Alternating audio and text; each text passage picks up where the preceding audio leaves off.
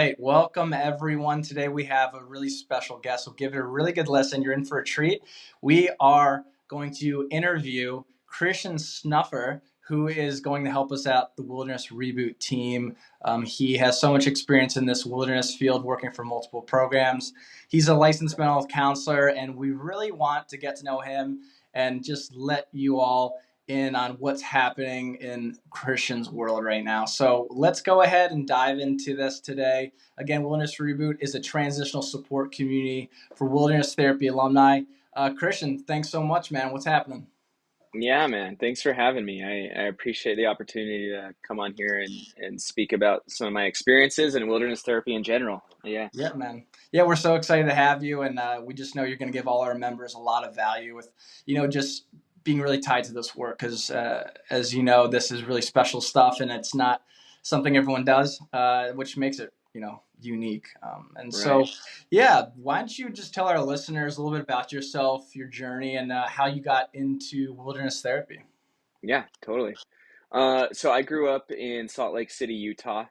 And for those who don't know, wilderness therapy was kind of born in Salt Lake, kind of the roots of it. Well, not Salt Lake specifically, but in Utah in the Salt Lake Valley. So I kind of grew up with an awareness. Like I even had a friend who went to a wilderness therapy program when we were in high school.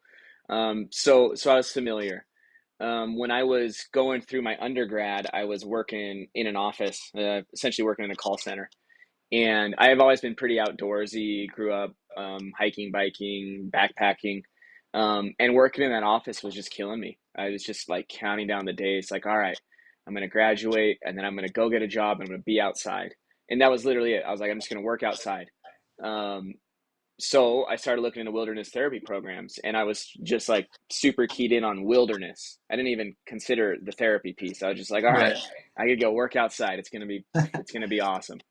Um, and so then I started looking at programs, and there were a lot of programs in Utah, and they were all like in the places that I had loved and I had explored. And there was some for some reason I was hesitant to go and work in places that I had like specific experiences and relationships with. I was like, I don't think I want to turn those into like my office as well, quote unquote office. Right. Um, that's when I came across Pacific Quest in Hawaii. And Pacific Quest, it does fall under the wilderness umbrella. It's a little bit more maybe like a hybrid type program. It's horticultural based, but it still felt like enough. It was like, okay, I'm going to spend all my time outside. I'm going to get to go to Hawaii. It's going to be awesome. So, interviewed with them, moved out there like a week after I graduated. Within like 8 months, I knew like I love this work. Yeah. I was seeing things happening with our students there. I was kind of keying in and understanding what therapy was. I was like so ignorant to therapy. I had like a very I don't know, stereotypical view of like laying on a couch and a guy with a clipboard says, and how do you feel about that? And checks it off or something, you know. Right. So seeing these therapists out there in Hawaii work with these kids in this experiential way in nature, it was blowing my mind. So yeah, like 8 months in, I was like, you know what? I think I want to do this. I want to double down. I want to be in wilderness therapy forever. And I applied to school. I applied to graduate school to go back to get my counseling degree, and I didn't get in. And at the time, that was felt like a blow, but Wow. it was actually the best thing that could have happened to me because then I spent the next 4, 5 years just getting tons more experience. I went from Pacific Quest, I went to a program in Alaska called Alaska Crossings. I worked for a residential treatment center in Salt Lake City. And so by the time I went back to school, I had like, you know, whatever, quadruple the amount that I knew. Like, if I had gone back to school without all of that experience, I would have been woefully unprepared. Um, so it all worked out the way that it was supposed to. It felt challenging at the time, and now I'm through grad school. Like you said, I've become a licensed therapist. I'm not working like directly in wilderness at the moment, but I do have a lot of ties, like you said. I do some contract work for evoke therapy programs, which part of that is a wilderness therapy. Part of it is therapeutic intensives. And then I work and talk to people who are involved in wilderness and residential treatment. So Very familiar with the modalities and the treatment models and the experience of the participants and the students on the ground. Very aware of the therapeutic approaches and all of that stuff. So I feel like, kind of like you said, I don't remember if you said that before when we were talking, but it's like this mode of therapy, it's becoming more mainstream, but it's still so unique. Like, Yeah. so many people have no idea what they're getting into. They don't understand all of the structures. There's, some hesitancies and whatever, and all the questions of like, well, how do I support my child while they're in it? How do I support my child while they're out of it? And Mm. all of the above. So I love kind of being a resource for people who are just navigating this world, because I believe in it changed my life, not as a participant in a program, but as someone who is working there Yeah. and growing alongside the therapists and the students. Yeah. So I owe a lot to wilderness therapy. Yeah. Yeah, yeah, uh, it's really authentic just connecting with old coworkers who've worked in this industry, and that's kind of ironic because it's really what our members experience as well, reconnecting with alumni and their other fellow students in these programs because, to do the 90-day wilderness experience, you're disconnecting and you're investing in you without any distractions. You're working on outdoor leadership. You're working on conflict, really hard stuff. It's something that's generally new for a lot of the participants, but it's also an extra layer of working on some deeper stuff. And a lot of stuff comes up, and I think the wilderness is a great backdrop that's somatic and visceral, and it's in a time and place in your memories that you can access, that brings you back to the tools and skills that you learned, and that's why I love this stuff. And so yeah, talking about Pacific Quest, where we both work there, I mean, great program, great therapeutic staff, um, just yeah, great program. And then you went to Alaska, which was probably more of the traditional, you could say in some ways, kind of wilderness component. Was that more paddle trips, canoeing, or? Yeah, it's kind of on the other end of the spectrum from Pacific Quest, where, they had like a bunkhouse and beds, kind of like that hybrid residential wilderness model, where the program in Alaska was just like full on expedition based. Is like when we went out, we were out for a month. We were sleeping under excuse me, sleeping under tarps.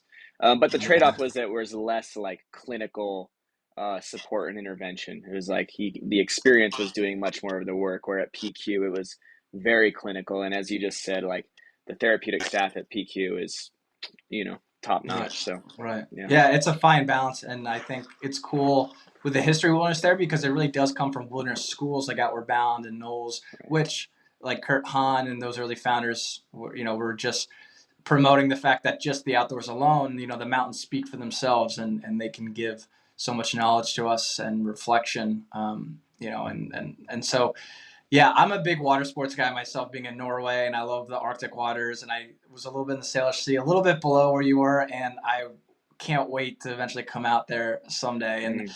um, I don't know if you want to share kind of what you're working on now. I thought it was kind of interesting talking with Gretchen, and I thought it'd be cool for our listeners to maybe hear.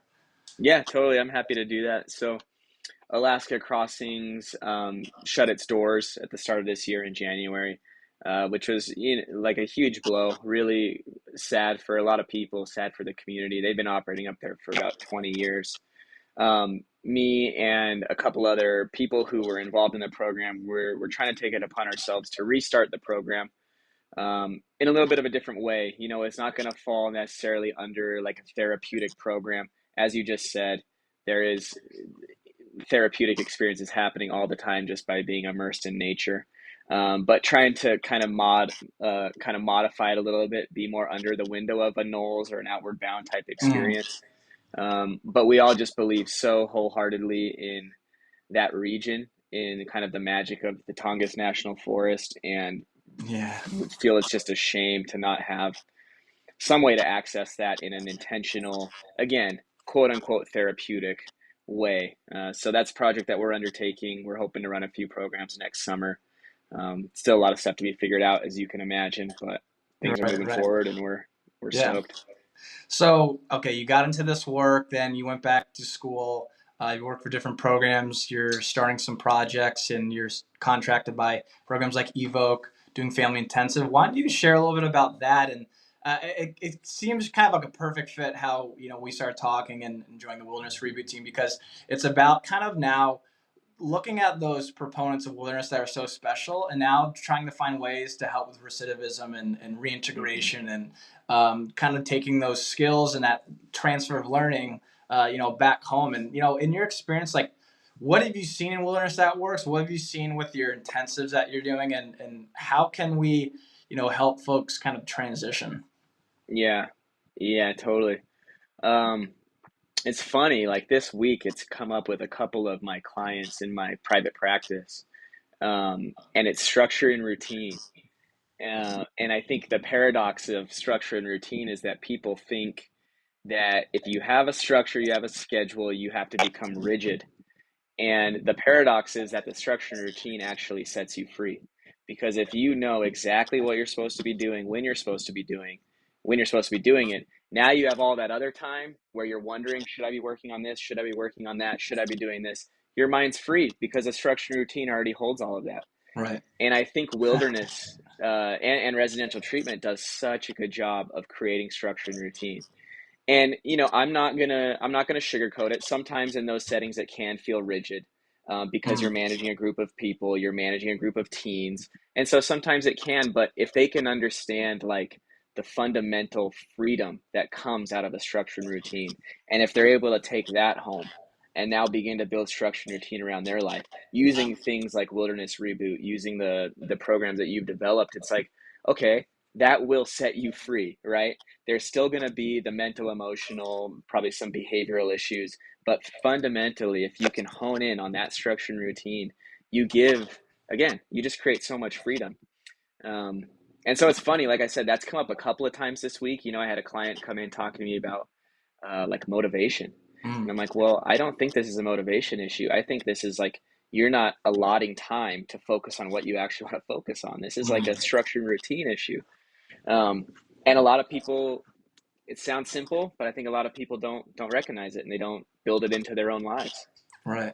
Yeah. It's so funny you brought that up, because I was literally just talking about this earlier today with a friend, and just talking about how there's freedom and structure and routine, and even some students I've had where I was really connecting with one of my students last week about how he decided to take some summer classes and work a little bit, and just that he does better when he has less time to consider what he should be doing, right? Because when you are in like that flow state, then yeah, you can kind of maximize your downtime, and I think that's really cool. And yeah, like Wilderness Reboot, we're just about setting up frameworks and systems to set them up for success, like our Hmm. journal and our planner that we provide, and our video modules, and our app to connect folks, and doing all our videos to give members value. And so okay, this is really cool. We're transitioning now.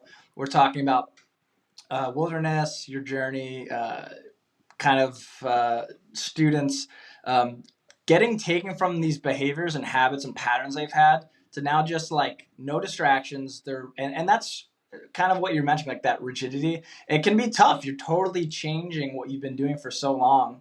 And from what I've seen, when students want to get placed into a certain transitional residential transition program, some of the first questions they ask at that age, the only thing they're really thinking is, oh, what are the privileges I get? Do I get my phone back? And it's kind of ironic that that's our logo, because I think there should be a conversation around healthy tech use. And I've seen more of the population and some of the issues um, uh, of that population coming into these programs, that it's a lot around social media, tech use, their habits, their sleep patterns, YouTube, all this kind of stuff. And so yeah, it seems kind of like a juxtaposition where we're taking now wilderness therapy, transitioning back home, and it is a virtual platform, and we will provide alumni trips to meet up, but generally speaking, it's a virtual platform where we're connecting, and so it's interesting, right? We're taking those habits, and how are we going to now reintegrate that and make that work, and kind of replicate that communal aspect.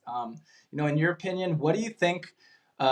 made wilderness so unique, and what can we kind of do now on this transitional support community for wilderness alum? Hmm.